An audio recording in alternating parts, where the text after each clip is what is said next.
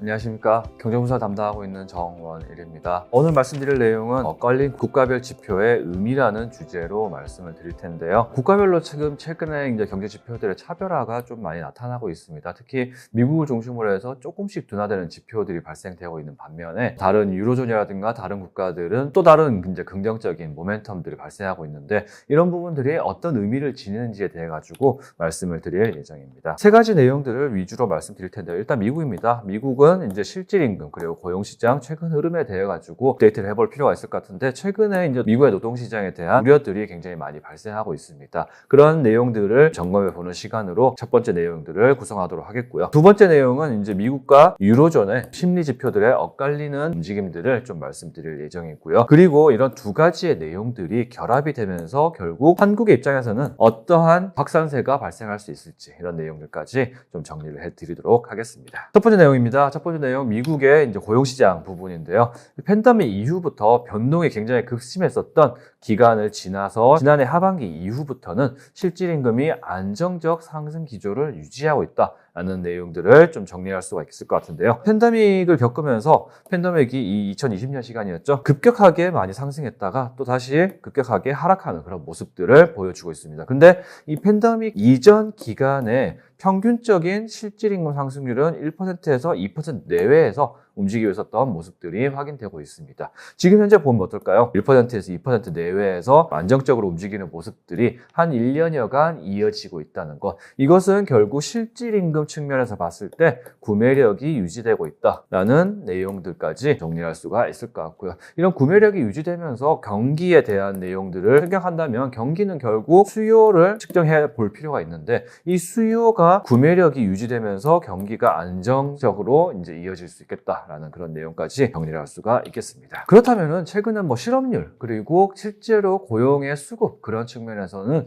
좀 둔화되는 모습들이 나타나고 있다라고 언급을 많이 하고 있는데 이런 내용들도 점검해 보는 내용들을 말씀드리도록 하겠습니다. 일단 직장을 떠나는 사유, 그러니까 이직에 대한 사유죠. 정리해고, 회사에 잘리는 경우, 사직, 자발적으로 회사에서 나오는 경우 이런 부분들을 좀 정리해 봤더니 일단 정리해고의 수치가 꾸준히 낮아지고 있는 모습들이 나타나고 있습니다. 지난해 이후부터 해가지고요. 2023년 이후부터 해서 꾸준히 정리해고가 줄어들고 있는 모습은 기업의 입장에서 추가적으로 해고를 하지 않고 있다. 오히려 노동에 대한 수요가 계속적으로 견조하고 계속 유지되고 있다라는 말씀까지 드릴 수 있겠습니다. 사직이라는 부분들이 중요한데요. 자발적 이직도 마찬가지로 많이 줄어들었습니다. 자발적으로 이직을 하고 난 이후에 다른 직장에 들어갈 자신이 없는 사람들은 결국에는 사직을 하지 않을 것이고 그렇기 때문에 최근에 조금씩 슬로우다운해진 그런 경기 모멘텀들을 감안했을 때 이 사직이라는 사직 숫자도 계속 감소하고 있었습니다. 근데 최근 들어서 조금 정체되는 그런 모습을 보이고 있죠. 그 얘기는 더 이상 추가적으로 노동시장이 위축되지 않을 것이다. 좀 타이트하지 않을 것이다. 라는 그런 기대를 가지는 것으로 볼 수가 있을 것 같습니다. 그래서 첫 번째 실질임금과 지금의 이직의 사유 두 가지를 고민해 본다면 결국에는 미국의 노동시장은 생각보다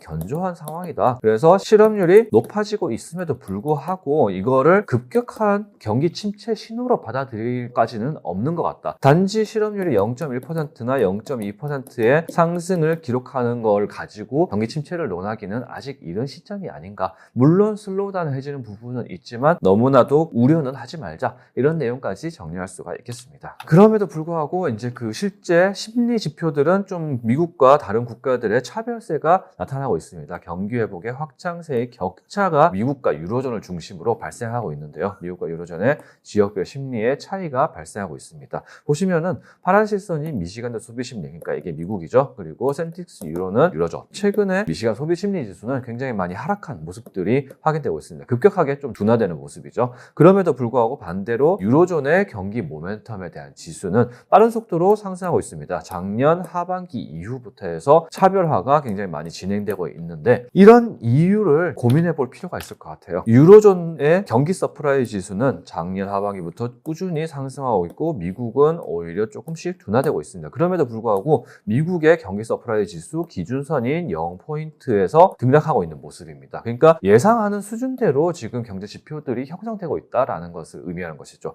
오히려 유로존에서의 경기 서프라이 지수가 높아졌다는 것은 미국이 그렇게 크게 부진하지 않는데 유로존에서의 회복세가 본격적으로 이루어지고 있다. 그 얘기는 미국의 부진이라기보다는 지금까지의 미국의 나홀로 성장에서 벗어나서 성장세의 글로벌 확산이 이루어지고 있는 것으로 좀 해석할 수 있을 것 같습니다. 성장세의 확산 기조, 그러니까 미국의 나홀로 성장에서 벗어나서 글로벌 성장 확산으로 이어지는 그런 국면이 아닌가라는 것을 이런 심리 지표들을 통해서 언급할 수가 있을 것 같습니다. 그래서 이런 글로벌 성장이 확산이 유지가 되기 위해서는 결국에는 미국의 수요가 유지되어야지만 미국 쪽으로 수출하는 그런 국가들의 입장에서도 좀 긍정적인 모멘트가 발생할 수 있는데 앞서 말씀드렸듯이 실질 임금이 견조하게 유지되고 있고 고용 시장이 그렇게 나쁘지 않은 상황이다. 그렇기 때문에 수요가 유지된다면 아무래도 이런 글로벌 성장 확산세가 조금 더 힘을 받을 수 있는 그런 국면이 아닐까라는 생각입니다. 글로벌 성장 확산이 이루어진다면 한국의 입장에서도 좀 긍정적인 모습을 볼 수밖에 없는데요. 한국의 교역 마진, 수출 물가와 수입 물가의 격차, 이것이 교역 마진이라고 볼 수 있는데 지난 2022년부터 2023년 상반기까지 굉장히 안 좋았었죠. 마이너스 국면을 계속 유지하고 있었습니다.